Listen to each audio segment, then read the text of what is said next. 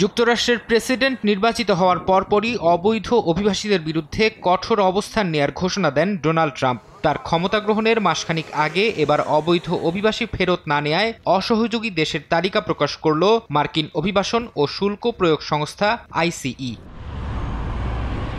সংস্থাটির বরাত দিয়ে ভারতীয় গণমাধ্যমগুলো বলছে, সাক্ষাৎকার গ্রহণ, সময়মতো ভ্রমণ নথি ইস্যু এবং নির্ধারিত ফ্লাইটে অবৈধ অভিবাসীদের ফেরত নিতে যথেষ্ট সহযোগিতা করেনি মোদি প্রশাসন। প্রতিবেদনগুলোতে আরও বলা হয়েছে, যুক্তরাষ্ট্র থেকে 14,50,000 অবৈধ অভিবাসীকে বিতাড়িত করার পরিকল্পনা নেওয়া হয়েছে। এর মধ্যে 18,000ই ভারতীয়।